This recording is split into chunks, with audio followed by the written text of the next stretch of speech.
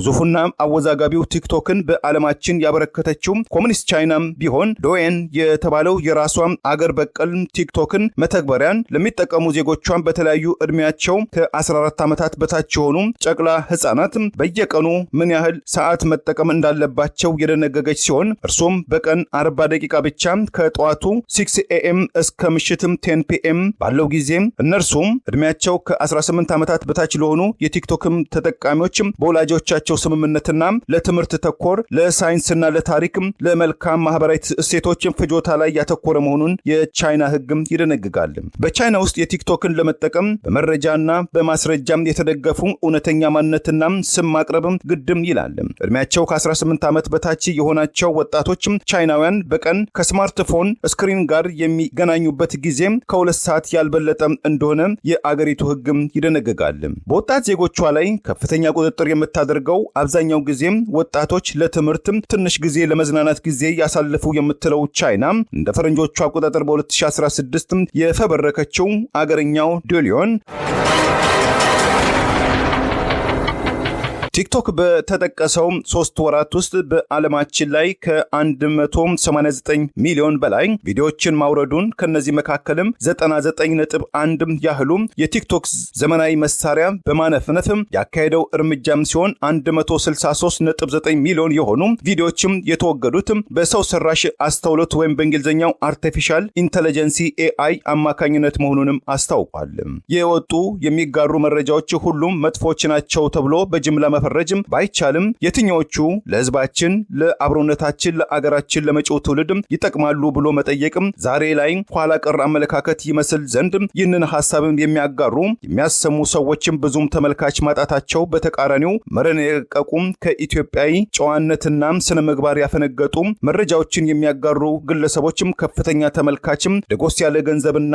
ከፍተኛ ዝናን ማግኘታቸው ጉዳይ አሁን ትውልዱ ወዴት እየሄደ ነው የሚል ጥያቄ ማስነሳቱ አልቀረም። በማህበራዊ ኑሯቸውና ተሰሚነታቸው ተጽዕኖ ፈጣሪና የተከበሩ የተባሉ ሰዎችም ከኢትዮጵያውያን ወግና ግብረገብነትም የሚጣረሱ ያፈነገጡ እጅግ የወረዱ መረጃዎችን የሚጋሩበት የማህበራዊ መገናኛ ብዙሃንን እንደ ዋቢነት በመጥቀስም ዘመን አመጣሾቹ የማህበራዊ ትስስር ገጾች ወይም ሶሻል ሚዲያ የሆኑትም ፌስቡክ፣ ዩቲዩብ፣ ቴሌግራም፣ ኢንስታግራም፣ ትዊተር፣ ዋትስአፕ፣ ቲክቶክ የመሳሰሉትም ገንቢነታቸው ጠቀሜታቸው ቀላል ባይሆንም በተቃራኒው ግን ያልተጣሩ ያልሰከኑ የማህበረሰብ የሃይማኖት የማንነትን ስብዕናን የሚሸረሽሩ በህግም ሆነ በሞራል ተጠያቂ የሆኑ መልእክቶችን መተላለፋቸው የአደባባይ ምስጢርም ሆኗል። ሰሞኑን እንኳን በኢትዮጵያ ውስጥ ከማህበራዊ ትስስር ገጾች መካከል አንዱ የሆነው የቲክቶክም ተጠቃሚዎች ጋር በተያያዘ የድጋፍና የተቃውሞ ጎራ በመፈጠር አየሩን ያናወጠው ኩነታትን በምሳሌነት ለተመለከተ ኦን ኢትዮጵያን እንደዚህ በሞራል በስብዕና የሰከነ ትውልድ ታፈራለች ወይስም ዛሬ ዘረኝነቱ፣ የኑሮ ውድነቱ፣ ጦርነቱ፣ ግጭቱ፣ ረሃብ፣ መሰደዱ፣ እርዛቱ የተጋረጠበት ኢትዮጵያና ልጆቿም ከዚህ አስከፊ ገጽታዎች እንዴትም መላቀቅ ይቻላል የሚሉ እንቅልፍም ያጡ መሻትን የምኞትን የሚያጎለብቱ ዜጎች እንዳሏት በሌላ ጎኑ በማወቅም ይሁን ባለማወቅ የማህበረሰብ ማንነትን የሚያናጉ የመገናኛ ብዙሃንን በመጠቀም የአብሮነት ምሰሶችን የሆኑት በሃይማኖት በማህበረሰብ ክፍሎች መካከል ለዘመናት የተገነቡ እሴቶችን ሲወድሙ ቋጠሮቻቸው ሲበጣጠሱ ይስተዋላል። በዚህም ከቀጠልን ቀጣዩ ዕጣ ፈንታችን ምን ይሆን የሚሉ ቁጭትና ጥልቀትም አዘል ጥያቄዎች መነሳታቸው ጋድ ከሆነ ውሎም አድሯል። ሐሳብን በነጻ መግለጽ ማንሸራሸር ተፈጥሯዊና በዓለም አቀፋዊ ህጎችም የተደገፈ መብትም ቢሆንም ወደፊትም ተከብሮ መዝለቅ ያለበትም የወል የግል መብት ቢሆንም በቅርብ የተደነገጉ አገር አቀፍና ዓለም አቀፍም ጥናቶችም እንደሚገልጹት በኢትዮጵያም ሰማይ ስር የተፈጸሙ በርካታ ዘግናኝ ልብ ሰባሪ አስነዋሪ ድርጊቶች የተፈጸሙበትና እየተፈጸሙ የሚገኙበትም በአብዛኛው መነሻቸው ሐሰተኛ መረጃዎችና ተደጋጋሚ የጥላቻ ንግግሮችም እንደሆኑ ጥናቶችም ይገልጻሉ። ይገልጻሉ። ኢትዮጵያና ልጆቿም ያሳለፉትንና እያስተናገዱ ያሉትን መዘዞችም በዋቢነትም ያጣቅሳሉ። የዓለም አቀፉ የገንዘብ ተቋም ዓለም ባንክ የዛሬ 2 ዓመት ባካሄደው ጥናት ከ123 ሚሊዮን በላይ ህዝብ ባላት ኢትዮጵያ ውስጥ ወደ 30 ሚሊዮን የሚጠጋው ከአጠቃላይ የህዝብ ቁጥር 21 እስከ 29 ከመቶ የሚጠጋው የኢትዮጵያ ህዝብ ለዘመን አመጣሹ የኢንተርኔት አገልግሎት ተደራሽ ነው ይላል። መንግስታዊ የኢትዮ ቴሌኮም ባለፈው ዓመት ባወጣው መረጃ የተንቀሳቃሽ ስልክ ወይም ሞባይል ብሮድባንድ 94 ከመቶ የኢትዮጵያ ህዝብ ተደራሽነት አግኝቷል ቢልም ዓለም አቀፉ የሳይንስና የትምህርት ተቋሙ ዩኔስኮ ከ80 ከመቶ በላይ የኢትዮጵያ ህዝብ ስልኩ ለመደወል ወይም ድምጽ ለመቀበል እንጂ ለኢንተርኔት ተደራሽ አለመሆኑን ወይም ኦፍላይን መሆኑን፣ ለዚህም ዋነኛ ችግሩ የተጋነነ የዋጋ ክፍያና የእውቀት ውስንነት እንደሆነ ይገልጻል። የቀድሞ የፌስቡክ የመረጃ ቋትም ወይም ዳታ ተመራማሪ ኢንጂነርና ወሬም አስፈንጣሪ ወይም በእንግሊዝኛው ዊስትል ብሎወር የነበሩት አሜሪካዊቷን ፍራንሲስ ሃግሰን ቀደም ሲል ከ4 ዓመት በፊት በአሜሪካ የህዝብ እንደራሴዎች የንግድ ኮሚቴ፣ የተጠቃሚዎች ደህንነት ኮሚቴ፣ ሴናት ኮሜርስ ሰብ ኮሚቴ ኦን ኮንሱመር ፕሮቴክሽን ፊትም ኢትዮጵያን በተመለከተ በሰጡት እማኝነት በአሁኑ ወቅት በኢትዮጵያ የምናየው ቀደም ሲል በናይማር ወይም በቀድሞዋ በርማ የተመለከትነው እጅግ ከፋፋይና አቀጣጣይም ተግባራትም አፋጣኝ እርምጃም ካልተወሰደባቸው ቀጣዩ እጣፈንታችን በእጅጉ ያሰጋኛል። ዛሬ ላይ የምናየው ነውጥና ሁከትም ውቅያኖስን በጭልፋ የመጭለፍ ያህል ነው። ፍጻሜው ምን ያህል ነው የሚለውን ማንም እስከ መጨረሻው ማንበብ ወይም ማየትም ይከብደዋል በማለትም ፍራንሲስም ያሰሙትም ተቃርኖ የግዙፉ የፌስቡክም ተቋም በኢትዮጵያ ውስጥ ለተፈጠረው ዛሬም ሙሉ በሙሉ ላልተቋጨው ውድቀትም የራሱ አሉታዊ አስተዋጽኦ ማበርከቱን ተጠያቂ መሆኑን እንዳለበትም ለኮሚቴው አስታውቀዋል።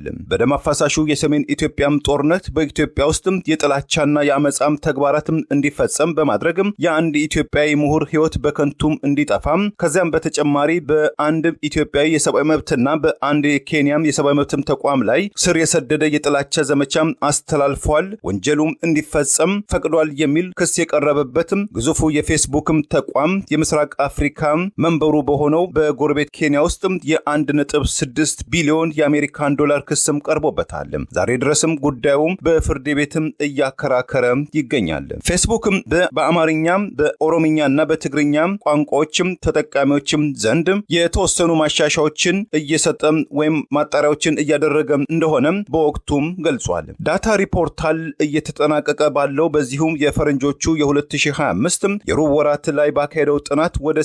8.3 ሚሊዮን የሚጠጉ ኢትዮጵያን ለማህበራዊ መገናኛ ብዙሃን ተጠቃሚ እንደሆኑ እድሜያቸውም ከ18 ዓመት በላይ የሆኑ ወይም በአጠቃላይ ህዝብ 11.4 ከመቶ ያህሉ የሚያካልሉም ሲሆን በጾታም ንጽጽር 67.7 ከመቶ ወንድ ኢትዮጵያን ለማህበራዊ መገናኛ ብዙሃን ተጠቃሚ መሆናቸው የሚገልጹ ሲሆን ለማህበራዊ ሚዲያ ጊዜያቸውን የሚሰጡም ሴት እህቶች ግን ቁጥራቸው ከ32.3 ከመቶ አለመብለጡን መረጃው አመላክቷል። ፌስቡክ በኢትዮጵያውያን ገበያ ውስጥ ከ54 ከመቶ በላይ የያዘም ሲሆን ሜሴንጀር፣ ሊንክድኢን፣ ኢንስታግራም የመሳሰሉ የማህበራዊ መገናኛ ብዙሃን ከ1.5 ሚሊዮን ላልበለጡ ኢትዮጵያን ተደራሽ መሆናቸው አሃዛዊ መረጃዎችም ይገልጻሉ። እንደ ኢትዮጵያ መገናኛ ብዙሃን ተቆጣጣሪ የኢትዮጵያ ሚዲያ ባለስልጣን በእንግሊዝኛው ምህጻረ ቃል ኢኤምኤ መረጃም ቻይና ሰራሹ የመገናኛ ብዙሃን የሆነው በዓለማችን ላይ ከ2 ቢሊዮን በላይ ተጠቃሚዎች ያሉት ባህሉን፣ ሙዚቃውን፣ ፖለቲካውን እየዘወረ ይገኛል የተባለው ቲክቶክን በየወሩ የሚጠቀሙ ኢትዮጵያን ቁጥር ወደ 3 ሚሊዮን እንደሚጠጋም በአመዛኙ ወጣቶችም የዚህ ማህበራዊ መገናኛ ብዙሃን አዘወታሪዎች መሆናቸው ተጠቃሚዎቹም ከጊዜ ወደ ጊዜ በማደግም በቀጣዩ 10 ዓመታት ወደ 6 ሚሊዮን ከፍ ይላል ተብሎ ተገምቷል። የተለያዩ ፈጠራ ስራዎችም አዝናኝ፣ አንዳንዴም ከማህበራዊ እሴቶችና ወጎችም ያፈነገጡ፣ ብሔርን ከብሔር ሃይማኖትን ከሃይማኖት ህዝብን ከህዝብም የሚያጋጩ የተሳሳቱና በእሳት ላይ ነዳጅም የሚያርከፈክፉ መልእክቶችም ያስተላልፉበታል። ተቆጣጣሪ የሌለው የጥፋትና የእልቂትም አውድማ ሆኗል ተብሎ በብዙዎች ዘንድ የሚጠለጠለው ቲክቶክም ስለ ኢትዮጵያን አልተኛም፣ የተቻለኝን የእርምት እርምጃዎችም ወስጃለሁ፣ ወደፊትም ወስዳ ወስዳለሁም ብሏል። ባለፈው ሚያዝያ እስከ ሰኔ 2025 ዓመተ ምህረት ባሉትም 3 ወራት ውስጥ ቲክቶክ ከአንድ ወር በፊት ይፋ ባደረገው መግለጫ የማህበረሰብ ህግጋቶችን ወይም መስመሮችን ኮሚኒቲ ጋይድላይንስ ጥሰዋል ያላቸውን ከ2.1 ሚሊዮን በላይ ተንቀሳቃሽ ምስሎች ወይም ቪዲዮችን በኢትዮጵያ ውስጥ ከድረገጹ ማስወገዱን አስታውቋል። እንደ ቲክቶክ መግለጫ ከበይነ መረቡ ከተወገዱት ተገቢ ያልሆኑ የተባሉት ቪዲዮዎች መካከል 95.8 ከመቶ ያህሉ ለተመልካቾች እይታም ከመቅረባቸው ወይም ከተጋሩ ከ24 ሰዓታት ባነሰ ጊዜ እንደሆነ ከነዚህ መካከልም 99.4 ከመቶ ያህሉ የተወገዱትም ተመልካቾች ወይም አቤቱታ ባዮች ሪፖርት ከማድረጋቸው በፊት የቲክቶክ የማጣሪያ ዘዴ ለኢትዮጵያም ሆነም ለሌሎችም ወገኖች ጠቃሚ አይደሉም የሚል ድምዳሜ በመውሰዱ ነው ብለዋል። በኢትዮጵያ ውስጥ በመጀመሪያዎቹ የፈረንጆቹ ጥር የካቲትና መጋቢት 3 ወራት ውስጥ ወደ 5,600,305 ተገቢ ያልሆኑ ቪዲዮዎችን ከገጹ ላይ ያወረደው ግዙፉ ቲክቶክ በሁለተኛው የሩብ ዓመት 22,932 ቪዲዮዎችን ያጋሩት ኢትዮጵያውያን ቲክቶከሮች ይግባኝ በማለታቸው የተወሰኑ ማሻሻያዎች በማካሄዳቸው ቲክቶክ የቀደመ ውሳኔውን ለመቀልበስ መቻሉንም አስታውቋል። ቲክቶክን በኢትዮጵያ ውስጥ ከድህረ ገጹ ከወረደባቸው ቪዲዮዎች መካከል አብዛኞቹ የጦር መሳሪያና አደገኛ መሳሪያዎችን ያጋሩ፣ አመጻና የጥላቻ እንቅስቃሴዎችን ያስተላለፉ የድርጅቶችና የግለሰቦች የሥራ ውጤቶች ሲሆኑ የቲክቶክ ተቆጣጣሪዎች ወይም ሞዴሬተርስ በበኩላቸው ቀላል የማይባሉ ወደ 36.9 ከመቶ የተገመቱ ሐሰተኛ መረጃዎች አላቸው ያላቸውን ቪዲዮዎች ከድረ ገጹ እንዲወርዱ ወይም ሪሙቭ ማድረጉን አስታውቋል። ይህም የሆነው የቲክቶክ ተጠቃሚዎች ተገቢ ያልሆኑ ያሏቸውን ቪዲዮዎች መጫናቸውን ከገለጹ በ8 ሰዓታትና በ24 ሰዓታት ውስጥ እንደሆነም ቲክቶክ በመግለጫው ላይ ጠቅሷል። ቲክቶክ በተጠቀሰው 3 ወራት ውስጥ በዓለማችን ላይ ከ189 ሚሊዮን በላይ ቪዲዮዎችን ማውረዱን ከነዚህ መካከልም 99.1 ያህሉ የቲክቶክ ዘመናዊ መሳሪያ በማነፍነፍ ያካሄደው እርምጃም ሲሆን 163.9 ሚሊዮን የሆኑ ቪዲዮዎችም የተወገዱት በሰው ሰራሽ አስተውሎት ወይም በእንግሊዝኛው አርቲፊሻል ኢንተለጀንሲ AI አማካኝነት መሆኑንም አስታውቋል። የወጡ የሚጋሩ መረጃዎች ሁሉም መጥፎች ናቸው ተብሎ በጅምላ መፈረጅ ባይቻልም የትኞቹ ለህዝባችን፣ ለአብሮነታችን፣ ለአገራችን፣ ለመጪው ትውልድ ይጠቅማሉ ብሎ መጠየቅም ዛሬ ላይ ኋላ ቀር አመለካከት ይመስል ዘንድ ይህንን ሐሳብም የሚያጋሩ የሚያሰሙ ሰዎችም ብዙም ተመልካች ማጣታቸው በተቃራኒው መረን የረቀቁ ከኢትዮጵያዊ ጨዋነትና ስነ ምግባር ያፈነገጡ መረጃዎችን የሚያጋሩ ግለሰቦችም ከፍተኛ ተመልካችም ደጎስ ያለ ገንዘብና ከፍተኛ ዝናን ማግኘታቸው ጉዳይ አሁን ትውልዱ ወዴት እየሄደ ነው የሚል ጥያቄ ማስነሳቱ አልቀረም። በማህበራዊ ኑሯቸውና ተሰሚነታቸው ተጽዕኖ ፈጣሪና የተከበሩ የተባሉ ሰዎችም ከኢትዮጵያውያን ወግና ግብረገብነትም የሚጣረሱ ያፈነገጡ እጅግ የወረዱ መረጃዎችን የሚጋሩበት የማህበራዊ መገናኛ ብዙሃንን እንደ ዋቢነት በመጥቀስም እገሌን የተባለው ወይም የተባለችው ቲክቶከር ያጋራችውን ቪዲዮን አየሽው አየኸው በማለትም ምንም ምን ተፍረትም በሌለው መልኩ በአደባባይ ሲጠይቁም ሲያጠያይቁ ማየትም እየተለመደ የመጣ ወጣት ጎልማሳም የተማረም ያልተማረም የማይል የማህበረሰብ ውድቀትም ወረርሽኝ መሆኑ ብዙዎችም በቅሬታ በአዘኔታ ይናገራሉ። ስለ ህዝብ የአገር አንድነት የሚጨነቁም ብልሹ አሰራርን ሙስናን የሚዋጉ ወገኖችም ገለል እየተደረጉ ህገወጥ ሰዎችም የሚተገብሩ ወይም ለማህበረሰብ ምንም አይነትም ፋይዳ የሌላቸው የተባሉ ወገኖችም በሚጀገኑባት በዛሬቱ ኢትዮጵያ ውስጥ ስለ ፍትህ የጠየቁ የተሟገቱ ወገኖችም የተለያዩ ዋጋም እየከፈሉ እንደሚገኙ የተለያዩ መረጃዎችም ይገልጻሉ። ለአብነት ያህል መንበሩን በአሜሪካው ኒውዮርክ ግዛት ያደረገው ዓለም አቀፉ የጋዜጠኝነት ተቋም በእንግሊዝኛው CPJ ዛሬ ባወጣው መግለጫ በደቡብ ኢትዮጵያ ሲዳማ ክልል ዋና ከተማ ሐዋሳ ውስጥ ሙስናን የተዋጋው ጋዜጠኛ ኢዮብ ሽመልስ በማህበራዊ ትስስር ቲክቶክ አካውንቱ ላይ ሙስናን በመዋጋቱ ሐሰተኛ መረጃን አሰራጭቷል ተብሎ ከሐዋሳ ከተማ ወደ አዲስ ከተማ ክፍለ ከተማ ፖሊስ ጣቢያ መጋዙን CPJ አውግዟል። ባለፈው ታህሳስ ወይም በፈረንጆቹ ዲሴምበር 2025 ጀምሮ በፖሊስ ቁጥጥር ስር የሚገኘው ጋዜጠኛ ኢዮብ ባለፈው ታህሳስ ዲሴምበር 3 2025 ከሐዋሳ የመጀመሪያው ደረጃ ፍርድ ቤት ቀርቦ የ7 ቀናት የምርመራ ጊዜ ቢጠየቅበትም በምርመራ ሽፋን እስራቱ እስከ መጪው ታህሳስ ወይም በፈረንጆቹ ዲሴምበር 17 2025 እንዲጸና ፍርድ ቤት መወሰኑን ሁለት ምንጮችም ለCPJ ገልጸዋል። በዚህ ዓመት ውስጥ ከሙያው ጋር በተያዘ መዋከብና መሰደድ ራሱን ለማግለል እንደተገደደ የተገለጸው ጋዜጠኛ ኢዮብ የደህንነት ዋስትና በመሻት ወደ ጎረቤት ኬንያና ዩጋንዳም ለወራት በመሸሽም ራሱን ለመሸሸግ ቢሞክርም ከክልሉ ባለስልጣናት በኩል ኦፊሴላዊ ባልሆነ መልኩ ተገብቶለታል በተባለ የደህንነት ዋስትና ማረጋገጫ በማግኘት ወደ እናት ሀገሩ ኢትዮጵያ በቅርቡ ቢመለስም የፈራው እስራት እንዳልቀረለት የገለጸው ሲፒጄ ጋዜጠኛው ኢዮብ በአስቸኳይ እንዲፈታ ለሲዳማ ክልል ባለስልጣናትም የተማጽኖ ጥሪ አቅርቧል። በርካታ ሀገራት ይህ ከብርሃን ፍጥነትም ተምዘግዝጎ ከዓይናችን ከቤታችን ልብና አእምሮ ውስጥም ዘልቆ በመግባትም በሁለት ጎን የተሳለም ሰይፍም የሆነው ማህበራዊ መገናኛ ብዙሃን በአግባቡ እንዲገራም ትውልድም እንዳይበላሽ የተለያዩ እርምጃዎችን በመውሰድ ላይ ይገኛሉ። ከነዚህም በትውልድ ላይ ኢንቨስትም ከሚያደርጉ የበለጸጉ የዓለማችን አገራት መካከል 27.5 ሚሊዮን ህዝብ ያላትም አውስትራሊያ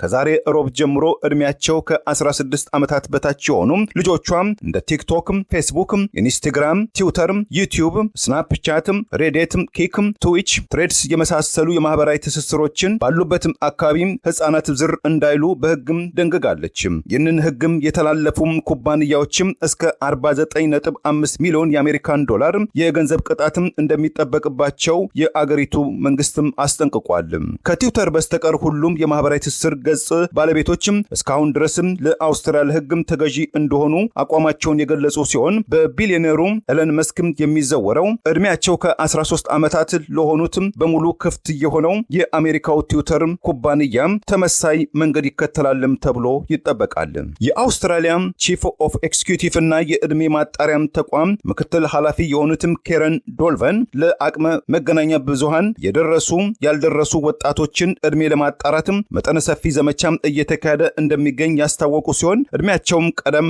ብለው ከ16 ዓመታት በላይ ነን ብለው ያስመዘገቡ ታዳጊዎችም አዲሱን ህግ ለጊዜው በቆረጣም ያለፉ መሆናቸው ቢነገርም የተለያዩ የዕድሜ ማጣሪያ መንገዶችን በመጠቀም ወጣቶችም በእነዚህ ማህበራዊ ትስስሮች ላይ ባጠመዱ ወርቃማ ጊዜያቸውን እንዳያባክኑ የአውስትራሊያ መንግስትም የተቻለውን ጥረትም ያደርጋልም ተብሏል። የአውስትራሊያው ጠቅላይ ሚኒስትር አንቶኒ አልባስም ባለፈው እሁድ በማህበራዊ ትስስር ገጻቸው እንዳጋሩት ይህ አካሄድ 100% ትክክለኛ ነው ብለን አናምንም። ነገር ግን የአውስትራሊያ ወጣቶችም መጥፋት ማለትም መጠጥም ፉት ማለትም የሚችሉትም 100% ነው የሚል ለግለሰቦችም ሆነ ለማህበረሰብ የሚጠቅም ህግም እንደተላለፈው ሁሉ የአውስትራሊያው ጠቅላይ ሚኒስትር አንቶኒ አልባስም ባለፈው እሁድ በማህበራዊ ትስስር ገጻቸው እንዳጋሩትም ይህ አካሄድ 100% ትክክል ነው ብለን አናምንም። ነገር ግን የአውስትራሊያ ወጣቶችም መጠጥ ፉት ማለት የሚችሉትም እድሜያቸው ከ18 ዓመት በላይ ነው በማለትም 100 የሚያህል ፐርሰንትም ለግለሰቦችም ሆነ ለማህበረሰባችን የሚጠቅም ህግም እንዳስተላለፍን ሁሉ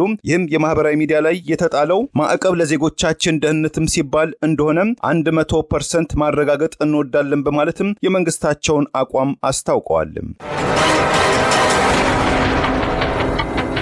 እድሜያቸው ከ16 ዓመታት በሆኑ ዜጎች ላይ በዓለማችን የመጀመሪያው የጸረ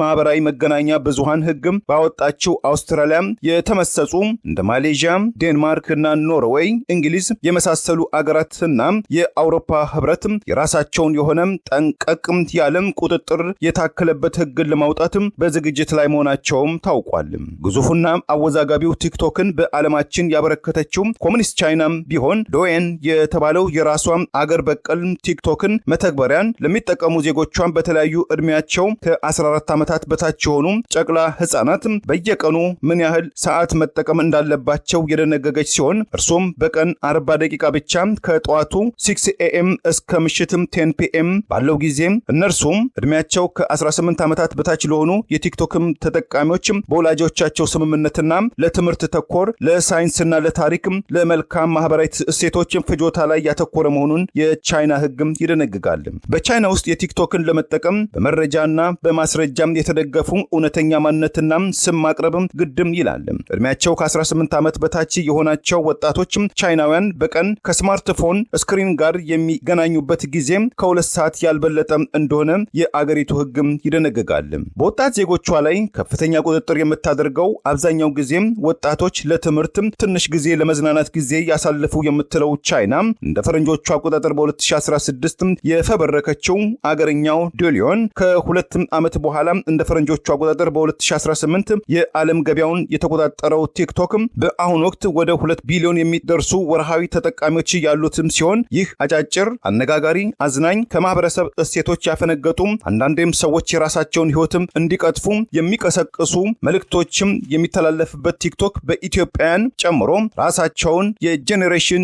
ጄን ዚ የተባሉ ወጣቶችም እያመሰም እያተራመሰም የመጨረሻው ዘመን መቃረቢያ ምልክት ነው እስከሚባል እየደረሰም መጥቷል። ሁለትም ስለት ያለው የማህበራዊ መገናኛ ብዙሃን ወይም ሚዲያን በአግባቡ መጠቀም እንደየባለቤቱ ዕውቀትና ግንዛቤ የሚመዘን ሲሆን በሌላ በኩል እንደ ማህበረሰብ እንደ አገርም ቆም ብሎ በማየትም ዘመኑን የዋጀ ምክር ለመሆኑ አሌ አይባልም። ለህብር ራዲዮ ለተጠናቀረው ታምሩ ገዳ ነኝ። ቸርን ሰንብት።